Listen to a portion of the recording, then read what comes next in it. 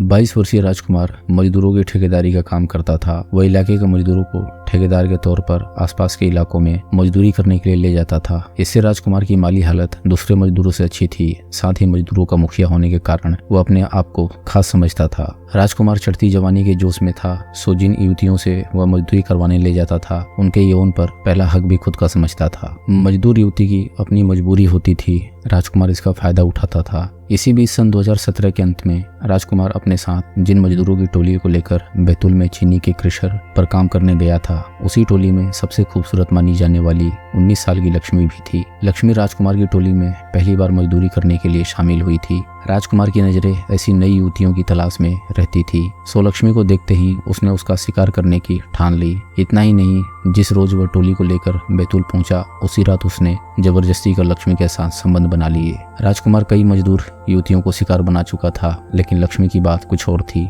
लक्ष्मी की खूबसूरती और मादकता में राजकुमार का ऐसा मन रमा कि वह उसे भूल नहीं सका। इतना ही नहीं, जब टोली काम खत्म कर वापस आई तो राजकुमार ने लक्ष्मी को अपने घर पर जबरन साथ रख लिया। आदिवासी समाज में यूं तो अवैध संबंधों का चलन कम नहीं है, लेकिन इस तरह बिना शादी किए किसी को साथ रखने को सामाजिक मान्यता नहीं थी। इसलिए जब परिवार और समाज का दबाव बढ़ा तो राजकुमार ने लक्ष्मी की मर्जी के बिना उससे शादी कर ली, क्योंकि वह उसे किसी भी कीमत पर छोड़ना नहीं चाहता था। गरीबी के कारण राजकुमार की वासना को चुपचाप सहन कर रही लक्ष्मी को भरोसा था कि कभी तो उसकी देह से इस पापी का मन भरेगा और उसे छुटकारा मिल जाएगा। जबरन शादी करने के बाद लक्ष्मी के दिल में राजकुमार के प्रति नफरत का सैलाब उभरने लगा। इधर कुछ दिनों बाद वही हुआ जो लक्ष्मी ने सोचा था। राजकुमार को आए दिन लड़कियां बदलने की आदत थी और फिर दूसरी मजदूर युवतियों के संग रासलीला रचाने लगा। राजकुमार लक्ष्मी को दूसरी मजदूर लड़कियों की तरह गुलाम समझता था। जब वह उसके साथ जवां लड़ाने लगी तो राजकुमार को यह सब बुरा लगने लगा। उसकी बढ़ती हिम्मत देखकर राजकुमार ने सुबह शाम उसकी पिटाई करनी शुरू कर दी।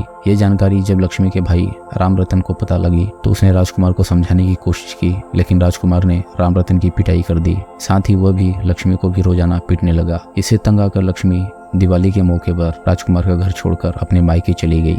लक्ष्मी के जाने के 2 दिन बाद राजकुमार ससुराल पहुंचा तो पता चला कि लक्ष्मी वहां से अपनी बहन के पास हरदा चली गई है। इस पर राजकुमार को शक हो गया कि लक्ष्मी के अपने बहनोई से अवैध संबंध है। उसने हरदा जाकर लक्ष्मी और उसकी बहन के पति दोनों के साथ मारपीट की और वापस घर आ गया। लक्ष्मी अब राजकुमार के साथ हरगिज नहीं रहना चाहती थी, इसलिए वह हरदा से चुपचाप होशंगाबाद चली गई। वहां रहकर वह मजदूरी करने लगी। वहीं दूसरी ओर राजकुमार आए दिन अपने ससुराल जाकर लक्ष्मी के लिए गाली गलौज करने लगा। वह उन्हें तंग करके लक्ष्मी का पता मालूम करने की कोशिश करता। पता बताने के लिए कभी वह ससुर को पीट देता तो कभी साले को, और तो और कभी गुस्से में आकर ससुराल के आंगन में घूम रहे मुर्गा मुर्गी को पकड़कर उनकी गर्दन मरोड़ देता। इस सबसे ससुराल वाले उससे तंग आ चुके थे। इसी बीच पास के एक गांव में लक्ष्मी के भाई राम रतन का रिश्ता पक्का हो गया। इस बात की खबर लगने पर राजकुमार समझ गया कि लक्ष्मी जहां भी होगी भाई की शादी में शामिल होने के लिए अपने घर जरूर आएगी, इसलिए वह उसके मायके पर नजर रखने लगा। फरवरी में भाई की सगाई के मौके पर लक्ष्मी गाँव आ गई।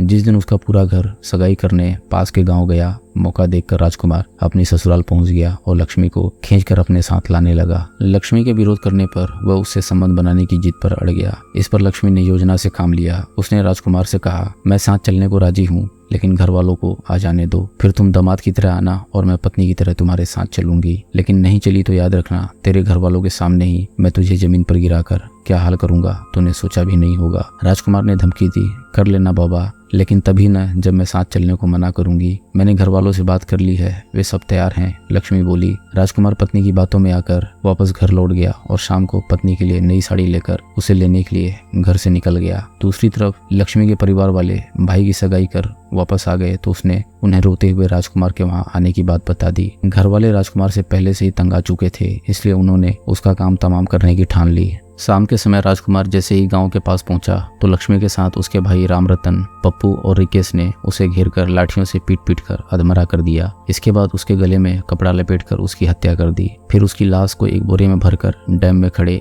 एक पेड़ के तने के निचले भाग से बांध दिया ताकि लाश पानी में ही गल कर तहस नहस हो जाए। दोस्तों, अगर आपको कहानी पसंद आ रही हो तो वीडियो को लाइक करें और चैनल को सब्सक्राइब करें। हम ऐसी मजेदार कहानियां आपके लिए लाते रहेंगे।